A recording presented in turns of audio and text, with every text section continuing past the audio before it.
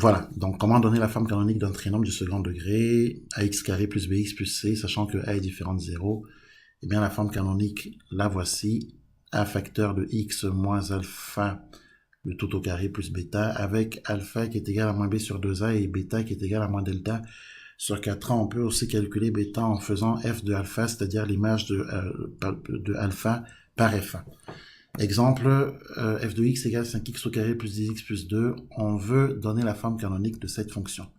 Donc, on a besoin de 3 éléments pour donner la forme canonique. On a besoin de connaître petit a, on a besoin de connaître alpha, et on a besoin de connaître bêta. Voilà. Une fois qu'on aura trouvé ces 3 éléments, on pourra donner la forme canonique. Donc, ici, clairement, j'espère que tout le monde est d'accord que petit a est égal à 5. Petit b, d'ailleurs, est égal à 10, et petit c est égal à 2. Maintenant, ce qui nous intéresse, c'est petit a, bien entendu. Maintenant, alpha. Alpha, c'est moins b sur 2a. Alors, b, c'est 10, hein, donc moins b, c'est moins 10. Sur 2a, donc sur 2 fois 5. Donc, moins 10 sur 10. J'espère que tout le monde est d'accord que ça fait moins 1. Donc, alpha est égal à moins 1. Et bêta, alors, bêta, soit on fait f de alpha, c'est-à-dire f de moins 1. F de moins 1, c'est l'image par f, c'est l'image de moins 1 par f. Et pour calculer ça, c'est très simple. Vous savez le faire depuis le collège. C'est 5 fois moins 1 le tout au carré, plus 10 fois moins 1,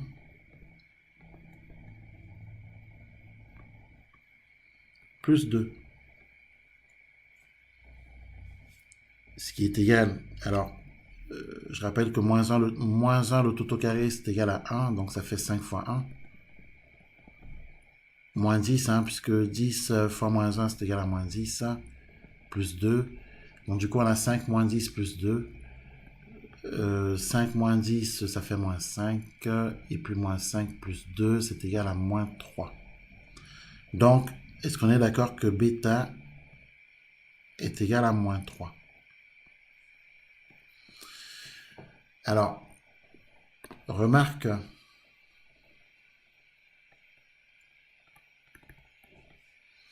on aurait pu calculer bêta en utilisant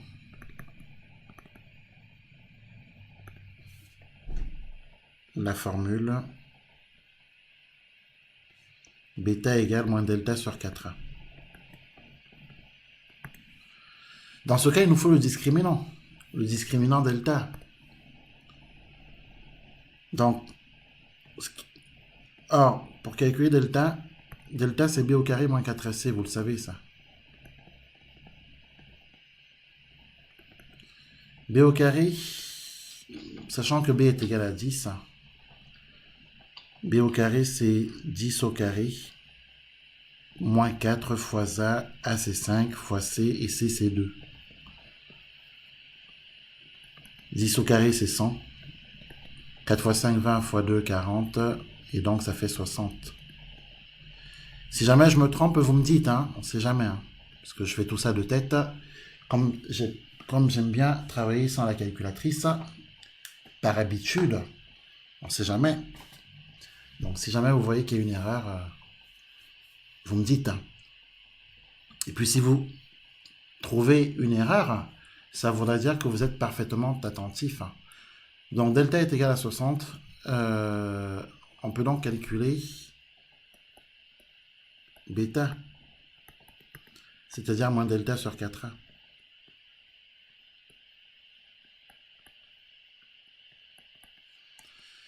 Alors delta, on a trouvé 60 sur 4a. Comme a est égal à 5, donc c'est sur 4 fois 5. Hein. En moins 60 sur 20. Donc ça fait moins 3. Hein.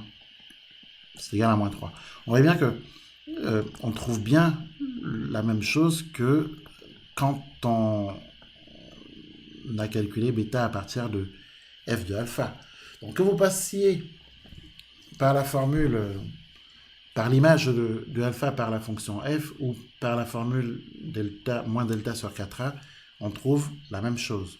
Bon, je crois que maintenant on a les éléments. On a les éléments qui vont nous permettre de donner la forme canonique. 3 éléments sont indispensables pour donner la forme canonique. La valeur de A, la valeur de alpha et la valeur de bêta. Parce que ce sont ces 3 éléments qu'on va remplacer dans la forme canonique pour la donner. Donc, en conclusion,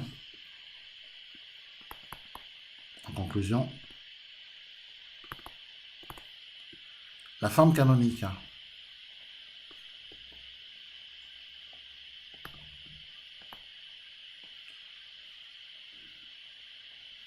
de f de x est, on l'avait dit, a facteur de x moins alpha, le tout au carré plus bêta, c'est-à-dire, alors a, on avait dit que c'est 5, facteur de x moins alpha, alpha on a dit que c'est égal à moins 1, alpha c'est moins 1, donc moins alpha c'est plus 1, au carré plus bêta, et bêta on a trouvé moins 3. Voici la forme canonique. Est-ce que tout le monde est d'accord avec ça?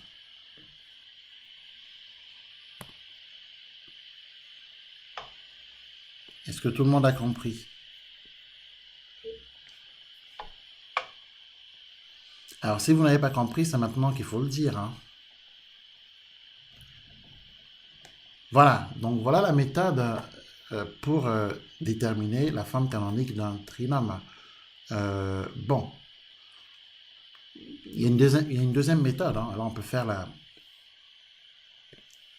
Alors ici on va quand même marquer méthode 1.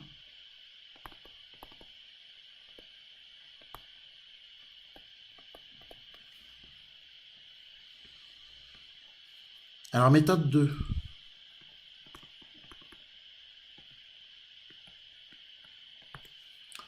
On reprend le même exercice, hein. C'est-à-dire 5x carré plus 10x plus 10x plus 2. 5x carré plus 10x plus 2. Et on veut trouver la forme canonique.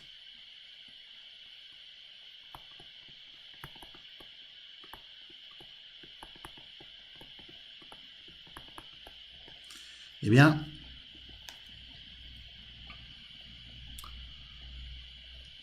on peut penser à mettre en facteur 5. Donc 5 facteurs de x au carré plus 2x plus 2 cinquièmes. Pourquoi? Parce que 5 fois x au carré, ça redonne 5x au carré. 5 fois 2x, ça nous donne bien 10x. Hein. Je pense que tout le monde est d'accord avec ça. Voilà. Et puis 5 fois 2 cinquièmes, hein, 5 fois 2 cinquièmes, bah, c'est égal à 2, le 2 qui est ici. Bon, donc en mettant 5 en facteur, à l'intérieur de la parenthèse, on a bien x au carré plus 2x plus 2 cinquièmes. Première étape.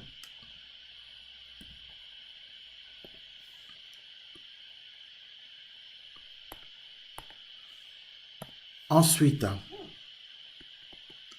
on écrit 5, on ouvre les crochets.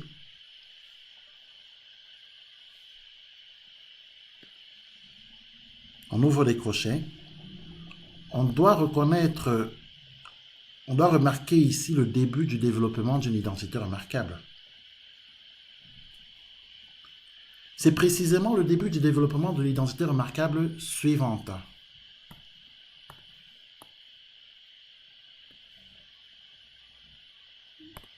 Donc, c'est le début du développement de l'identité remarquable que je vais écrire ici plus bas. cette identité remarquable, c'est x plus 1, le tout au carré. En effet, rappelez-vous ce que vous aviez appris en classe de 3e de collège. En classe de 3e de collège, vous avez appris les développements remarquables. Vous avez appris que a plus b, le tout au carré, c'est le carré du premier terme plus le double produit, plus le carré du second terme. Bon, je pense que, vu que vous êtes en première S, tout le monde connaît ça. Donc, si on développe, ça fait donc le carré du premier terme, plus le double produit. Le double produit, c'est 2 fois x fois 1, donc c'est 2x. Vous voyez bien que ça correspond, alors plus le carré du second terme, donc 1 au carré, c'est-à-dire 1. Mais, vous voyez bien que, ici, bien sûr, notre développement comporte 3 termes. Bien d'accord, on a 3 termes. On a 3 termes au total. Premier terme, deuxième terme, troisième terme. Mais ici, on n'a que 2 termes. Un terme et 2 termes. Donc, en clair, on a le début. Ce qu'on a ici, c'est le début du développement de cette identité remarquable. C'est juste le début, puisqu'on n'a pas le troisième terme.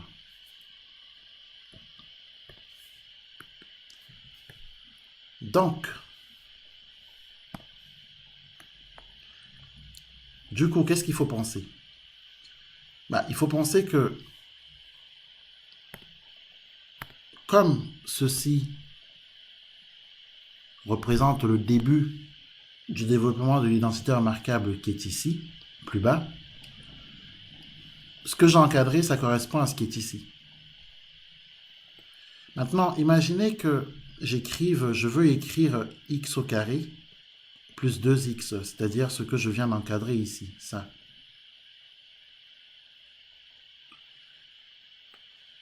Alors, est-ce que vous êtes d'accord que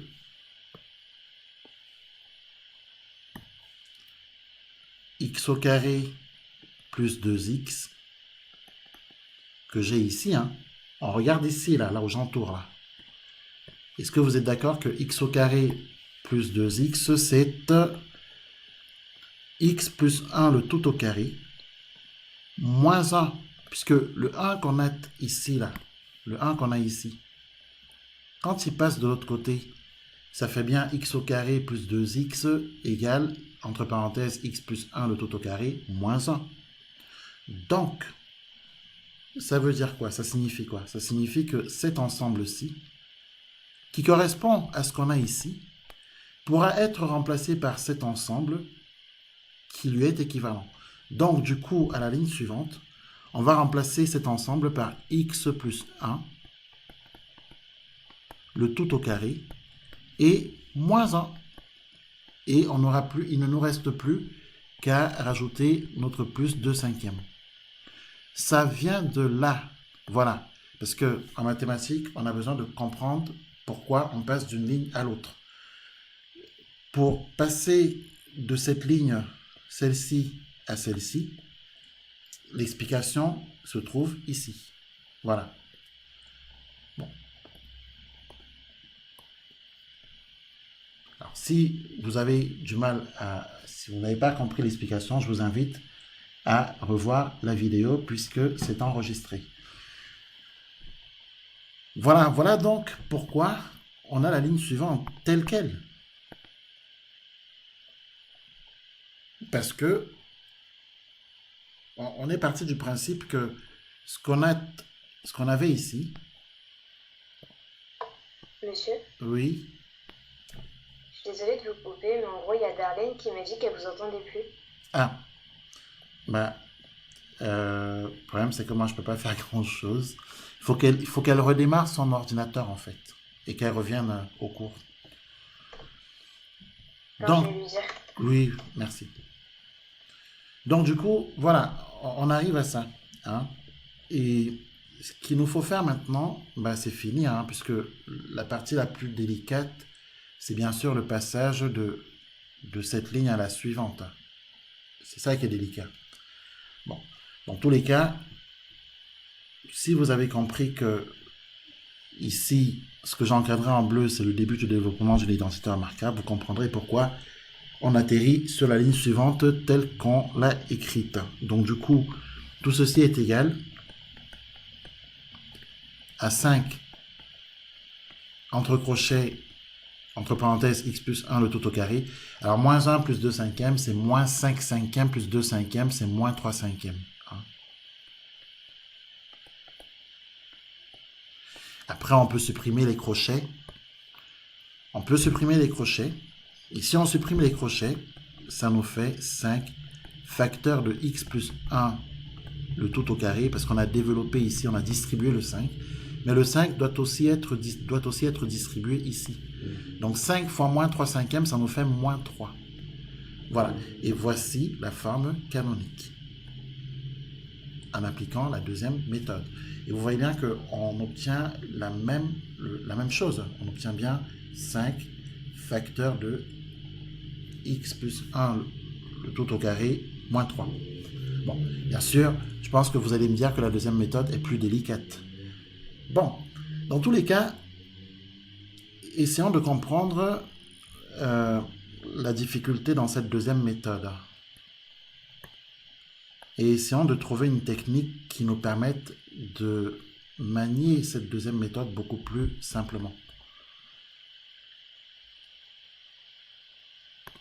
La difficulté ici, comme je l'ai dit, c'est le passage de cette ligne à cette ligne. Alors pour faire simple, vous prenez le chiffre 2 qui est ici devant. Vous le multipliez par 1,5, toujours. Pensez, et c'est ce que je vous avais déjà expliqué d'ailleurs. Vous le multipliez par 1,5, toujours. Quel que soit le nombre qui se trouvera ici, vous le multiplierez par 1,5.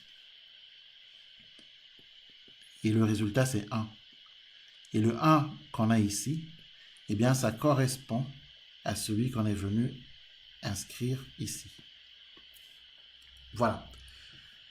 Ensuite, pensez à prendre le chiffre 1 qui est ici et à retirer son carré. C'est ce qu'on a fait ici quand on a fait moins 1. En fait, on a fait moins 1 au carré. Mais comme moins 1 au carré, c'est moins 1, donc du coup, on a écrit moins 1. Donc, pensez après à retirer le carré du second terme. Et ensuite, n'oubliez pas de compléter en ajoutant ce qui manque, c'est-à-dire cette partie. Techniquement, voilà comment ça peut se traiter en allant plus vite. Alors, prenons un autre cas de figure et appliquons la méthode 2 plus rapidement. En faisant comme je viens de vous expliquer, sans traîner à expliquer le pourquoi du comment. Parce qu'en vérité, on ne vous demande pas d'expliquer tout ça. Mais ici, puisqu'on fait de la méthodologie, il faut bien qu'on donne l'explication. Le jour du contrôle, il faut y aller droit au but. Alors, allons chercher la forme canonique de la fonction suivante.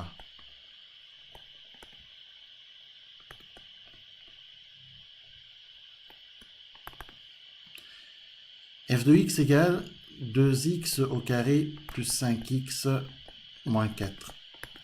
Alors, ici, bien sûr, comme je vous ai dit, on va appliquer la méthode 2. Mais en allant plus vite.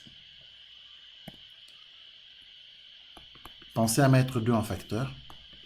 Facteur de quoi? De x au carré plus 5 demi de x. Bah oui, parce que si je fais 2 fois 5 demi de x, ma foi, je trouve 5x, c'est-à-dire ce que j'ai ici. Alors, quand je fais 2 fois x au carré, je trouve bien 2x au carré. Mais si je fais 2 fois 5 demi de x, je trouve bien 5x. Ça ne doit pas être un problème. Vous êtes passé par la seconde et vous savez normalement faire ce genre de choses. Donc, moins 4 divisé par 2, car 2 fois moins 4 demi, ça nous redonne moins 4. 2 fois moins 4 demi, on barre les deux, vous voyez bien que ça fait moins 4. Bon. Voilà.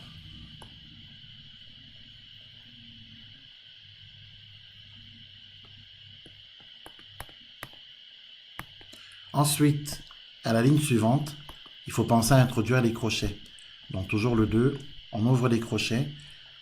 On a ici le début du développement d'une identité remarquable, c'est ce que je vous expliquais. On c'est que ici on aura une identité remarquable, forcément. Et c'est avec un plus. Pourquoi? Parce que le plus qui est ici, c'est lui qu'on retrouve ici. Si on avait un moins, ce serait un moins, mais c'est un plus, donc. Voilà. Du coup, ici, on pense à mettre le x. Ici, vous allez me dire, oui, mais qu'est-ce qu'on met? Le moins 4 demi que nous avons ici, on va le mettre ici. Comme ça, c'est fait. Alors, il reste à compléter là où on a un point d'interrogation. Et là, on prend le 5 demi qu'on a ici, c'est ce que je vous expliquais, et on le multiplie par 1 demi. Je vous avais expliqué qu'on multiplie toujours par 1 demi. Et ce faisant, on trouve 5 quarts. Et le 5 quarts qu'on a trouvé ici, on vient l'injecter ici, là, à la place du point d'interrogation.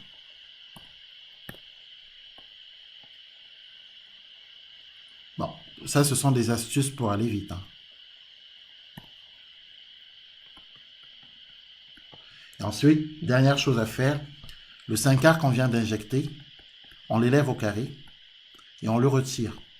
Donc, on fait moins 5 quarts le tout au carré. Voilà, terminé. Une fois qu'on a fait ça, on a fait ce qu'il fallait faire. On n'a plus qu'à simplifier tout ça.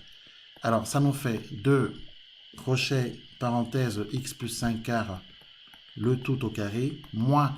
Alors, 5 quarts, le tout au carré, c'est 5 quarts fois 5 quarts. 5 quarts fois 5 quarts, produit des numérateurs sur produit des dénominateurs, donc 25 16e. Moins 4 demi.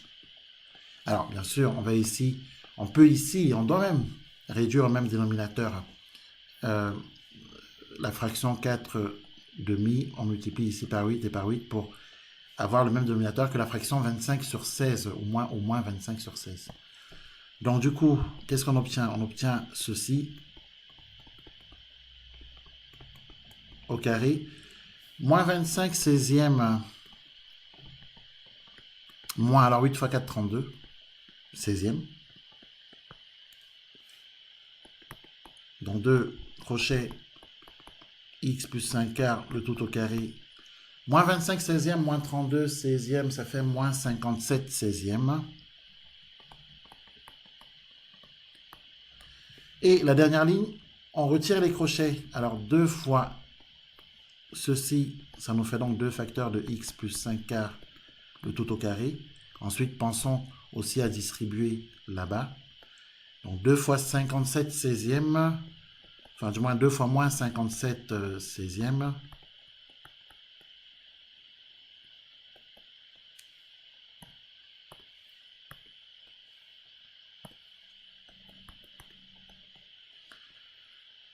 Ça nous fait moins 57 sur 8, puisque ici, ça nous fait 2 fois 1 et 2 fois 8. Donc, moins 57 huitièmes.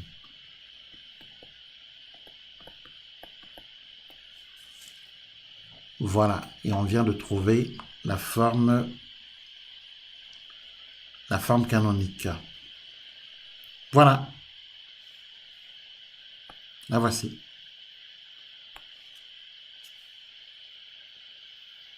Et là, on a appliqué la méthode 2.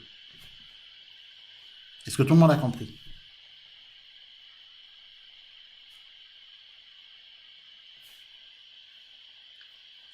Allô, allô, est-ce que tout le monde a compris? Oui. Est-ce qu'il y a des points qui posent problème là? Non? Alors on passe à la suite.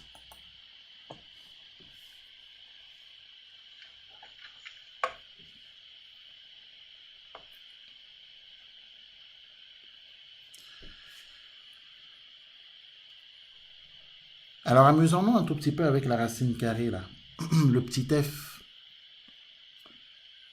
Ou alors on laisse tomber le petit f, on passe à l'exercice suivant, l'exercice 2296, dans lequel on demande de donner la forme canonique, d'établir que la fonction f est minorée par 7/8, d'établir sans justifier le tableau de variation de la fonction f et d'en déduire que la fonction f n'admet pas de 0 sur R, autrement dit qu'elle ne s'annule pas pour tout réel x. Bon. On va faire cet exercice.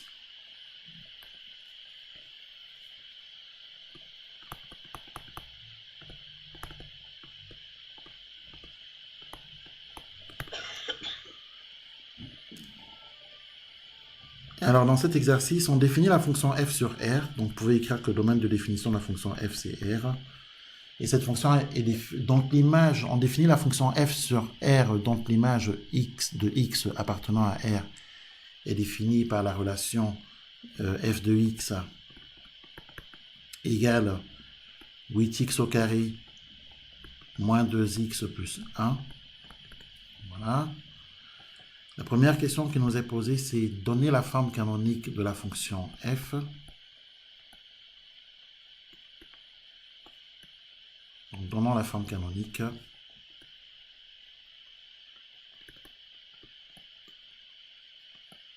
De f. Alors, peu importe la méthode, hein. Ici, vous avez le choix de la méthode. Donc, ce qu'on va faire, c'est qu'on va aller chercher petit a. Donc, petit a, c'est 8. On va chercher alpha, moins b sur 2a. Comme b, parce que ça représente petit a, vous le savez très bien. Ça représente petit b. Et cette valeur, petit c. Donc, petit b, c'est moins 2. Donc, moins b, c'est 2. Sur 2a, donc sur 2 fois 8, 16. Du coup, ça fait un huitième. Après simplification. Ensuite, il nous faut bêta. Alors, je sais que il y en a qui voudront probablement passer par moins delta sur 4a. Donc, calculons déjà le discriminant alors. Le discriminant delta b au carré moins 4c. Alors, b, c'est moins 2, le tout au carré. Moins 4 fois a fois c. Ce qui nous fait 4 moins 32. 8 fois 4, 32. Et donc, ça nous fait moins 28.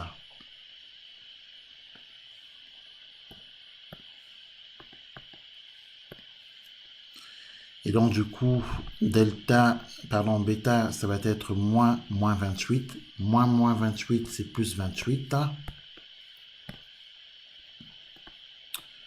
Sur 4a, donc sur 4 fois 8. Et 4 fois 8, c'est 32. 4 fois 7, 28. 4 fois 8, 32. On peut se débarrasser des 4. Et le résultat, c'est 7 huitièmes. Donc, on a tous les éléments.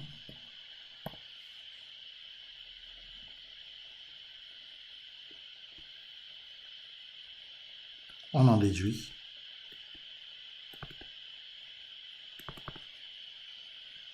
Que la forme canonique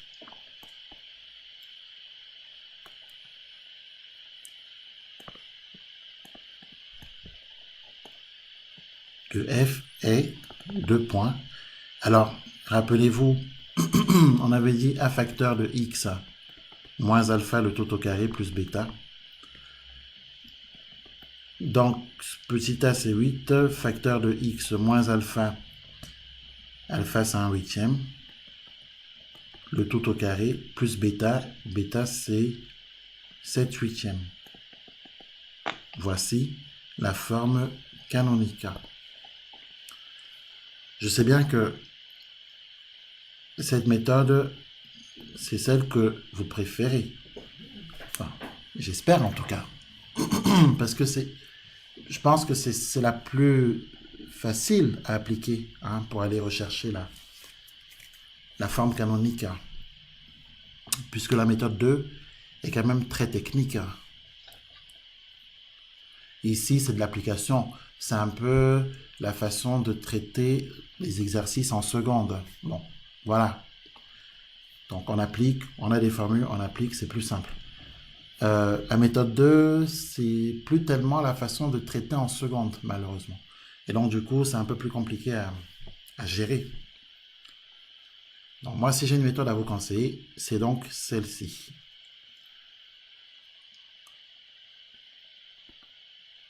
Question numéro 2, on nous demande d'établir que la fonction f est minorée par 7 huitièmes. Alors,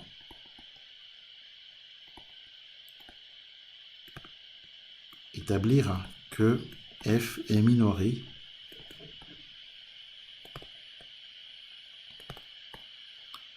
par 7 huitièmes.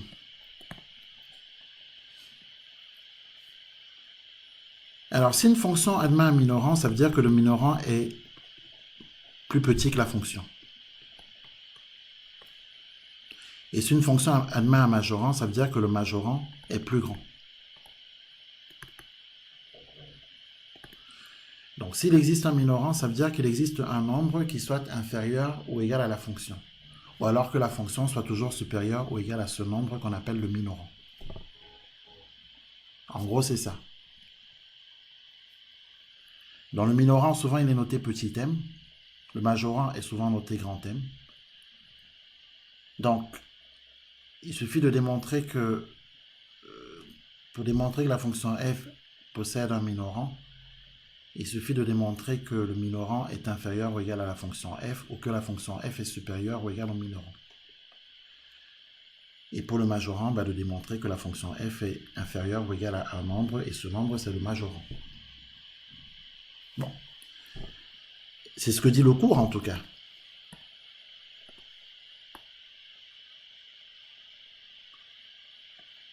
Donc, nous, on doit aller chercher ce cas de figure, hein, montrer que la fonction f possède un minorant. Donc, pour démontrer cela, on va utiliser la forme canonique qu'on vient de trouver, sachant que la forme canonique qu'on vient de trouver, sachant que le carré d'un nombre réel est toujours positif. On vous l'a appris, le carré d'un nombre est positif. Donc, on va déjà l'écrire, hein, cette propriété. Le carré d'un nombre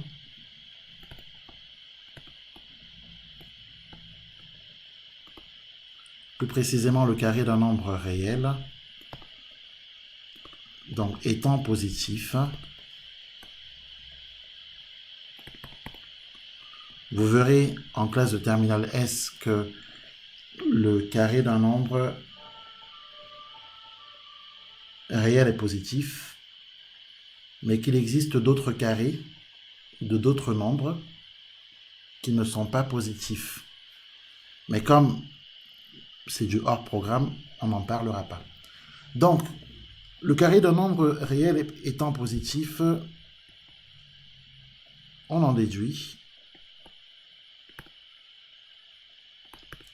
que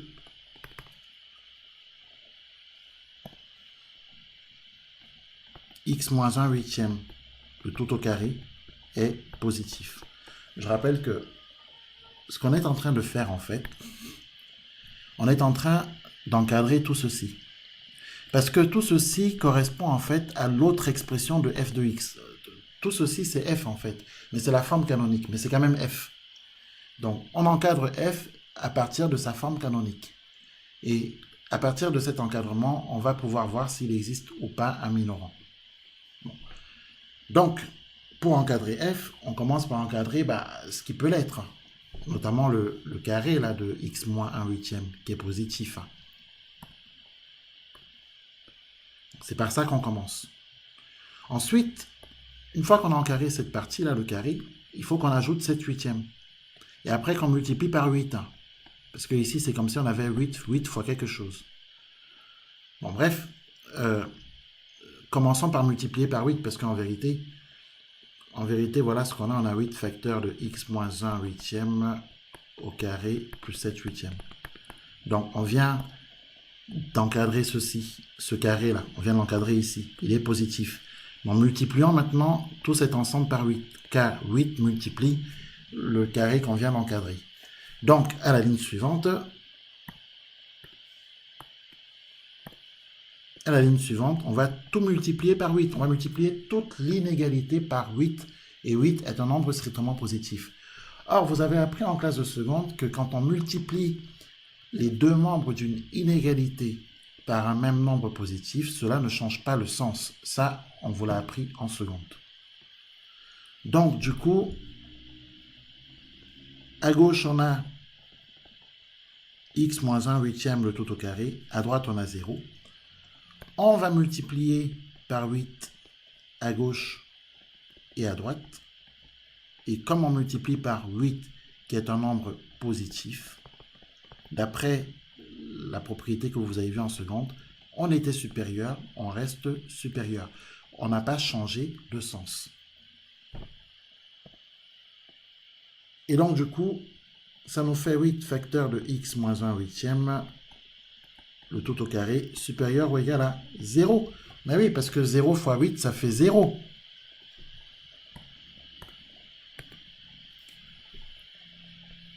Il nous reste à ajouter cette huitième. J'espère que vous êtes d'accord. Puisque c'est ça qui nous manque là. Plus 7 huitièmes. On a encadré tout ça. On vient d'encadrer tout ceci. Donc il manque plus 7 huitièmes. Il faudrait qu'on le rajoute. Pour ajouter plus 7 huitièmes, donc on va faire plus 7 huitièmes à la ligne suivante. Donc je rappelle que à gauche on a 8 facteurs de 1 moins, pardon, 8 facteurs de x moins 1 huitième, le tout au carré, qu'à droite on a 0, que ajouter 7 huitièmes, c'est le faire à gauche et à droite, et que par ajout d'un nombre, quel que soit le signe de ce nombre, on n'a pas de changement de sens. C'est ce que vous avez appris en seconde. Le fait d'ajouter, ou même de retrancher un nombre, qu'il soit positif ou négatif, cela ne change pas le sens. Le sens est changé quand on multiplie tous les membres d'une inégalité par un même nombre négatif, ou quand on divise les deux membres d'une inégalité par un même nombre négatif. Là, il y a un changement de sens. Mais ici, ce n'est pas le cas. Donc, ces règles-là doivent être sûres, bien entendu. Donc, du coup, ce qu'on a ici, c'est la fonction f.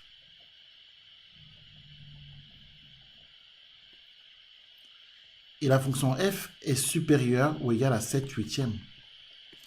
Ça correspond à ce que je vous avais écrit ici, là, que si on arrive à obtenir quelque chose qui ressemble à ça, ça veut dire que la fonction f possède un minorant, et le minorant, c'est le nombre qui se trouve à droite.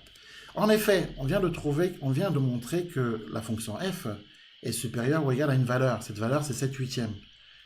Donc, la fonction f a effectivement un minorant, et ce minorant, c'est effectivement 7 huitièmes. Donc, voici la démonstration. Donc, on peut dire qu'on a établi que la fonction f est minorée par 7 huitièmes. Donc, f est bien minorée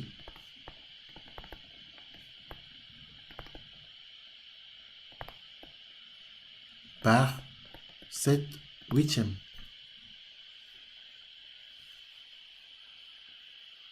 Bon, là on est déjà en première S. Hein. On n'est plus en seconde là. Question suivante. Question suivante, c'est établir sans justification le tableau de variation de la fonction f.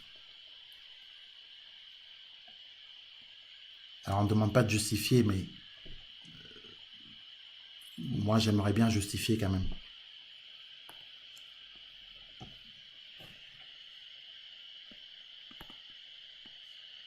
Alors tableau de variation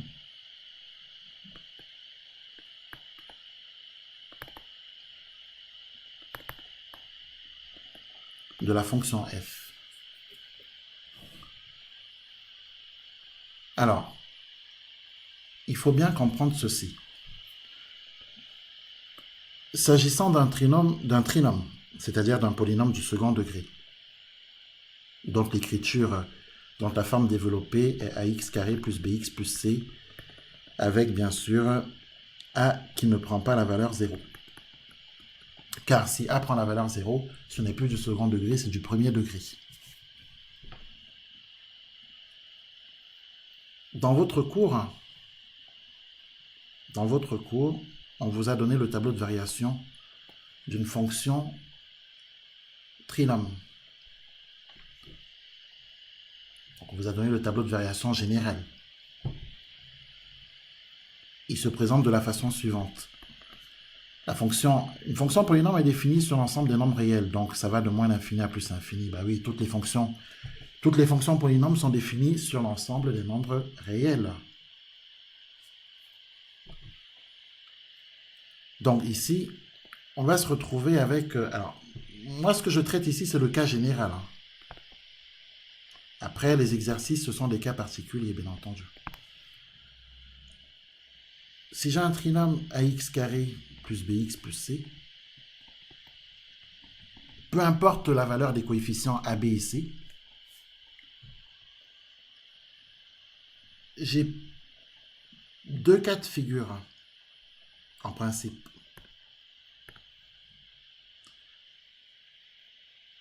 Déjà ici, je vais forcément avoir alpha.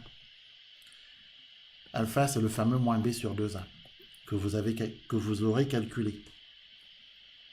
Et l'image de alpha, c'est toujours bêta. Bêta, c'est le fameux moins delta sur 4a que vous aurez aussi calculé.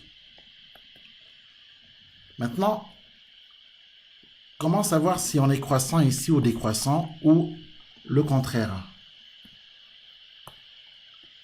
Ce qui va permettre de savoir ça, c'est le signe de A.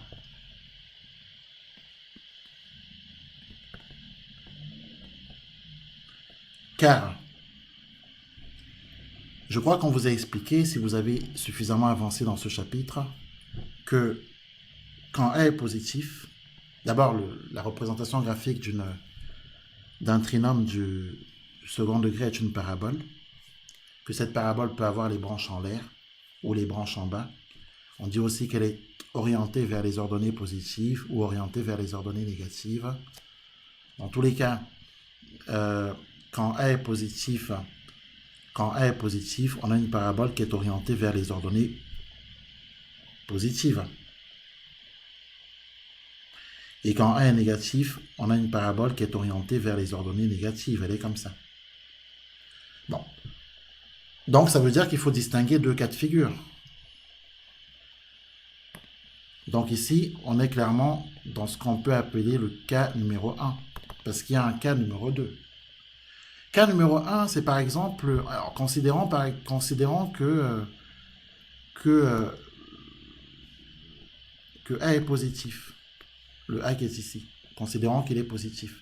À ce moment-là, la parabole est comme ceci. Elle est orientée vers les ordonnées positives. Elle est comme ça, la parabole. Ça veut dire qu'on décroît d'abord et puis on croît. Donc ça veut dire que c'est décroissant et puis croissant. Voilà. Tout est là. Hein. Il n'y a rien d'autre. Car donner le sens de variation, c'est dire sur quel intervalle la fonction est croissante et dire sur quel intervalle elle est décroissante. Là, le signe de A nous apporte la réponse.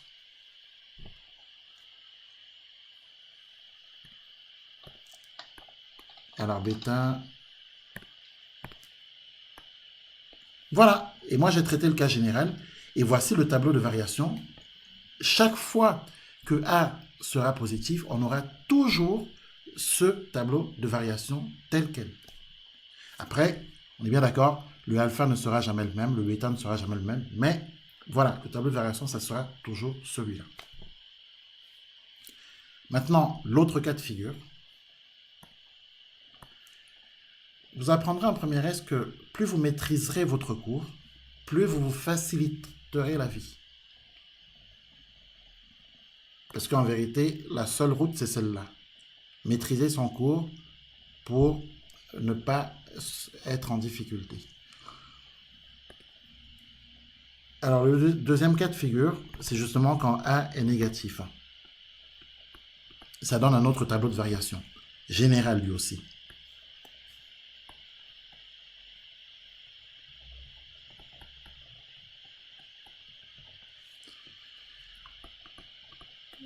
La fonction polynôme est toujours définie sur grand R. On a toujours alpha, ça ne change pas. L'image d'alpha, c'est toujours bêta. C'est ça qui est bien. En revanche, comme A est négatif, la parabole est orientée, on l'a dit, vers les ordonnées négatives. Donc, on est bien d'accord que ça croît d'abord et ensuite ça décroît. Donc, croissant, décroissant. Et donc, c'est un autre tableau de variation qui tombe. L'image de alpha, c'est bêta. Et voici donc le tableau de variation. Donc vous voyez bien que si on connaît son cours, c'est un jeu d'enfant.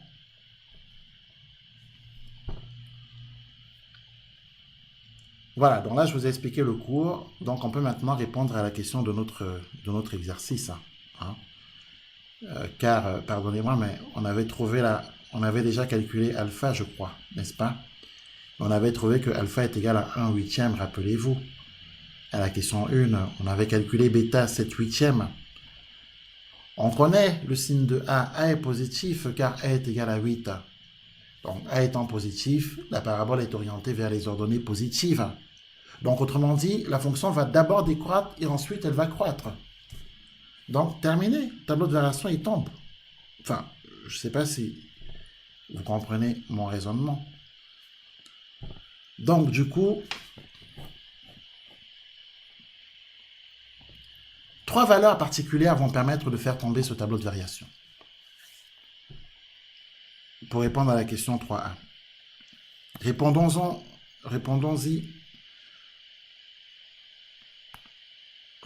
à cette question. Donc, on a besoin de alpha. On a compris que alpha, c'est 1 huitième.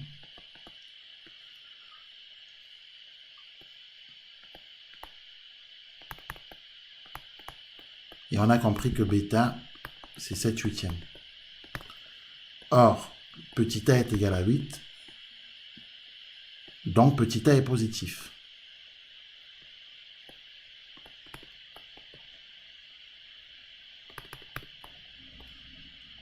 Conséquence, la parabole est orientée vers les ordonnées positives.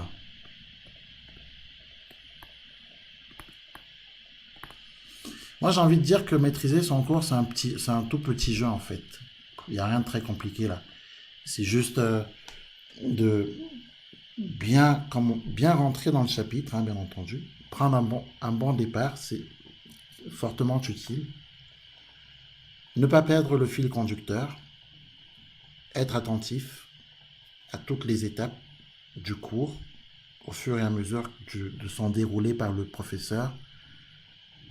Travailler les méthodes au fur et à mesure qu'on avance dans le chapitre, apprendre par cœur les méthodes au fur et à mesure qu'on avance, s'entraîner à appliquer les méthodes au fur et à mesure qu'on avance dans le chapitre. Et après, ma foi, si ce travail-là est fait, je ne vois pas ce qui va déranger. Mais si ce travail-là n'est pas fait, bah oui, on sera en difficulté, ça c'est sûr, c'est même certain. Alors la parabole est orientée vers les ordonnées positives. Autrement dit, si vous voulez, elle a les branches en l'air, si vous préférez. Donc elle est comme ça. Donc si elle a les branches en l'air, ça veut dire que la fonction décroît d'abord, puis croît ensuite. C'est ça que ça signifie. Donc vers les ordonnées positives, on en déduit. On a des conséquences on a plusieurs conséquences là. On en déduit que la fonction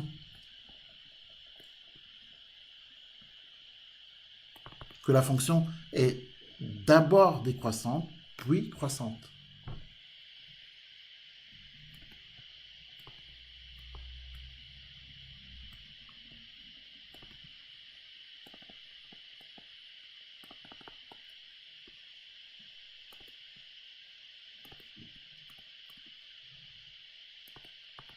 On est même capable d'être beaucoup plus précis que ça.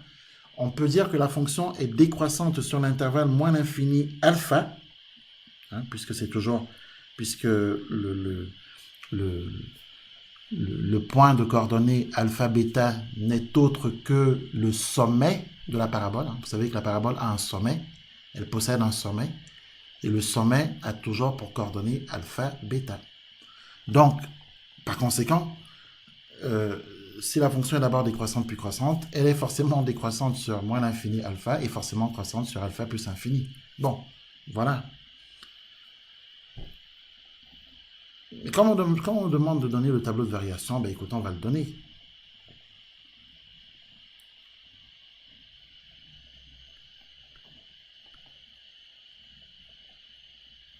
Alors, d'où le tableau de variation suivant.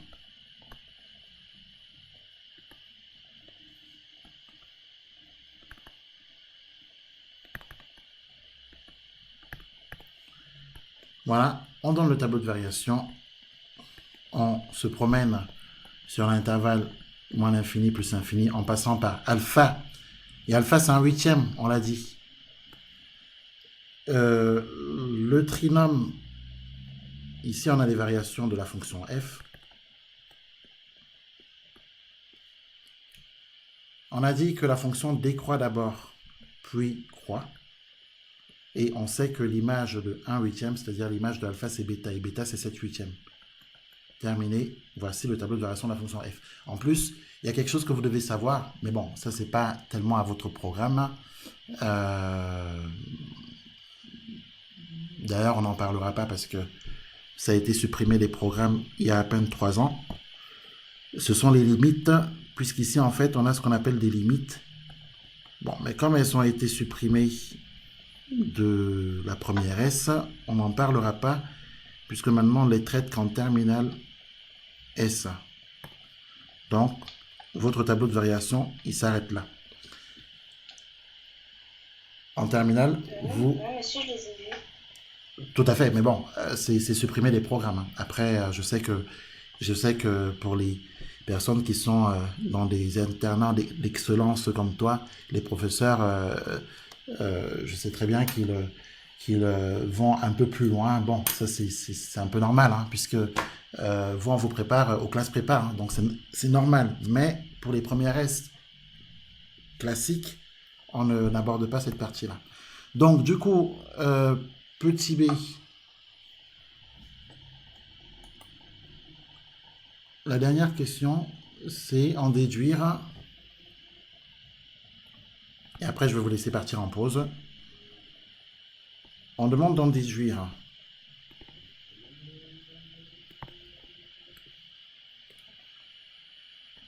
que la fonction f n'admet pas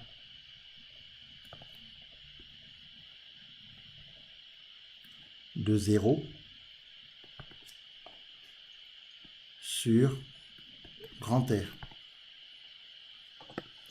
Bon, eh bien, c'est pas très compliqué ça. On a démontré que la fonction f est minorée par 7 huitièmes par 7 huitièmes. Autrement dit, on a démontré tout à l'heure, rappelez-vous à la question, à la deuxième question, on avait établi que la fonction f est minorée par 7 huitièmes, autrement dit qu'elle est supérieure à 7 huitièmes. Ça veut dire quoi ça? Ça veut dire que toutes les valeurs prises par la fonction f sont au-dessus de cette valeur 7 huitièmes. Or, si toutes les valeurs de la fonction f sont donc au-dessus de 7 huitièmes, ça veut dire que la fonction f est strictement positive.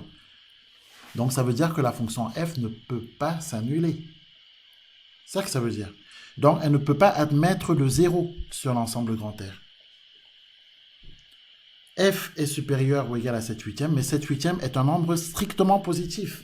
Alors comment est-ce qu'on peut s'annuler si on est strictement positif? C'est impossible. Donc ça répond à la question. Donc on peut répondre en écrivant ceci. La fonction f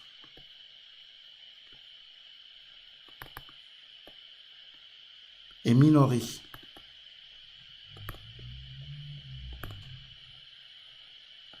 par 7 huitièmes, qui est un nombre positif, qui est un nombre strictement positif,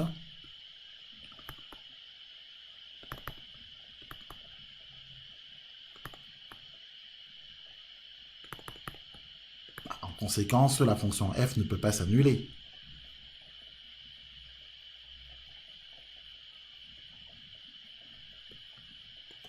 F ne peut s'annuler.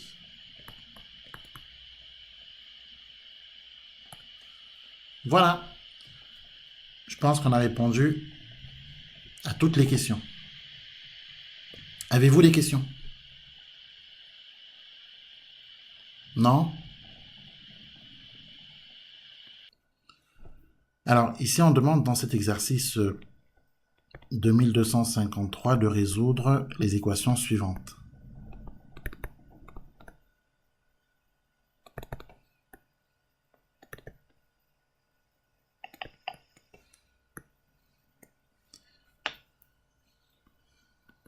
Alors, petit a,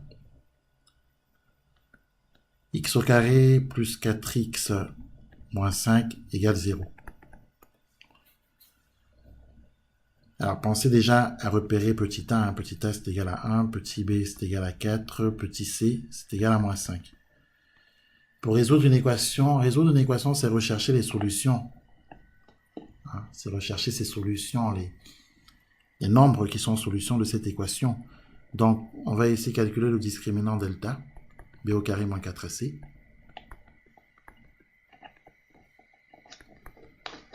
Ce qui nous fait 4 au carré moins 4 fois 1 fois moins 5. C'est égal à 16 plus 20. C'est égal à 36. Donc, delta est positif.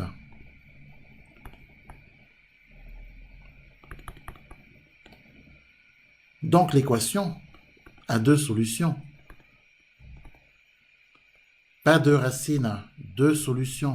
On cherche des solutions.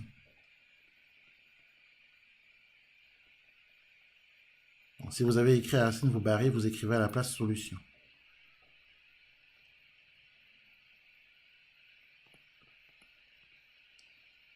L'équation possède deux solutions réelles, distinctes, telles que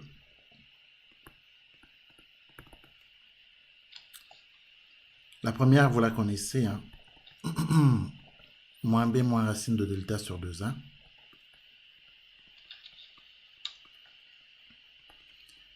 Et la deuxième,